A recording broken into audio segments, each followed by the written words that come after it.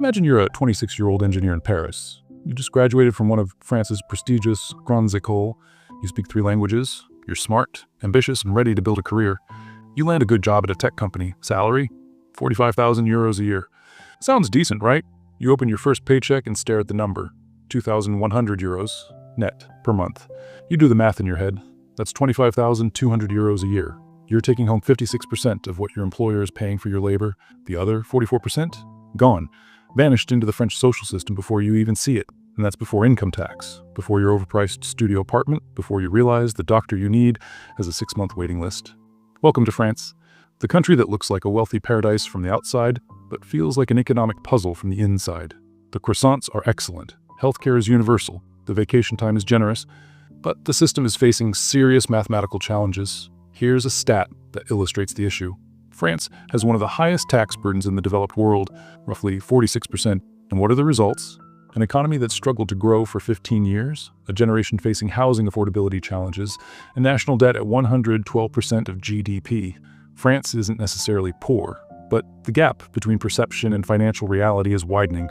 Over the next 10 minutes, we're going to analyze the 4 structural challenges in the French economic model. How a country that contributed significantly to modern economics built a system facing sustainability questions. Let's examine the data. Let's walk through a real example. A French company wants to hire you for 60,000 euros a year. That's the super brute, the total employer cost.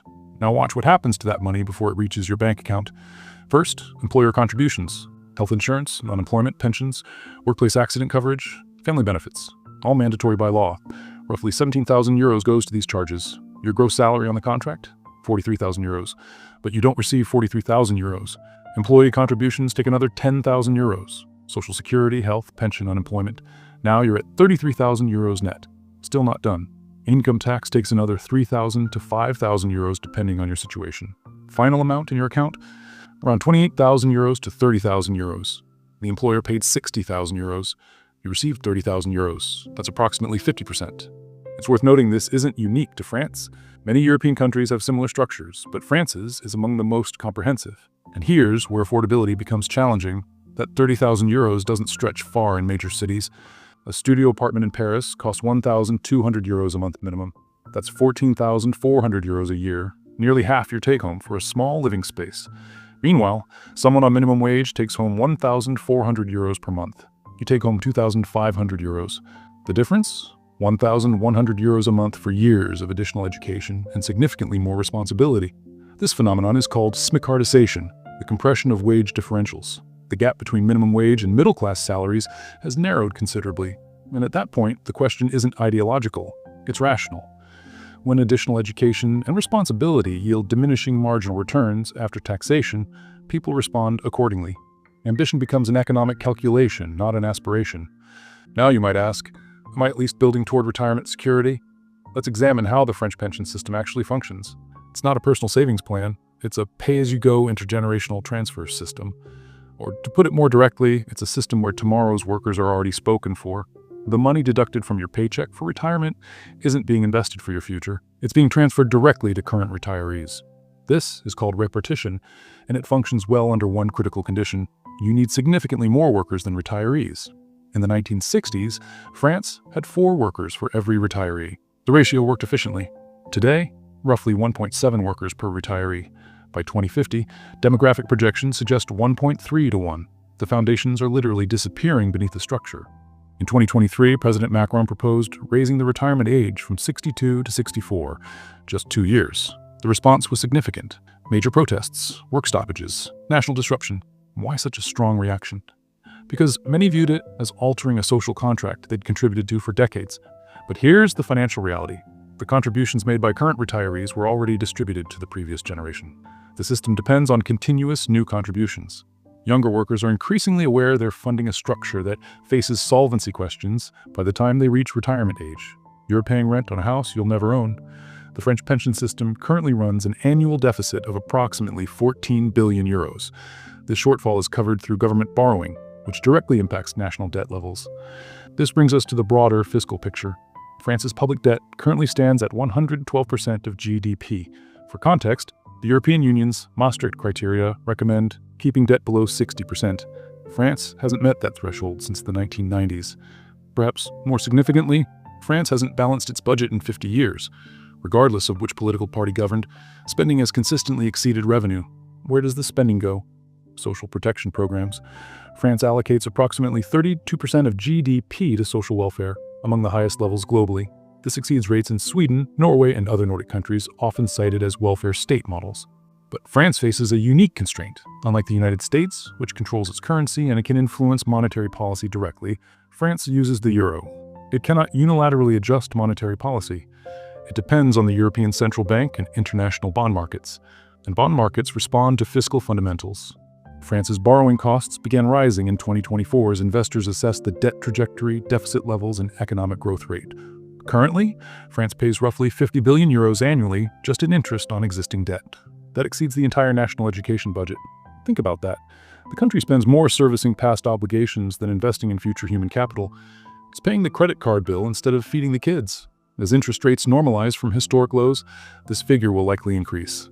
Some projections suggest debt service could become the largest single budget item within 5 years. This creates a policy trilemma. France struggles to cut spending due to social resistance. It cannot raise taxes significantly as they're already among the highest in the OECD. It cannot print currency. And economic growth remains structurally challenged. Every door is closing. So you're young, French, highly educated. You've observed the tax structure.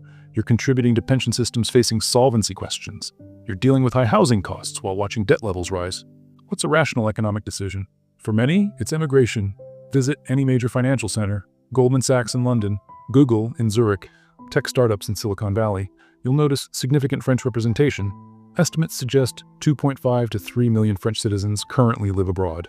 But the composition matters. This group disproportionately includes engineers, entrepreneurs, medical professionals, and researchers. High human capital individuals.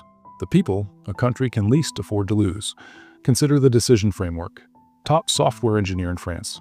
Option A, remain in Paris, earn 50,000 euros gross, receive 30,000 euros net, allocate 1,200 euros monthly for modest housing, navigate promotion systems that heavily weight seniority, contribute to pension systems with uncertain future returns.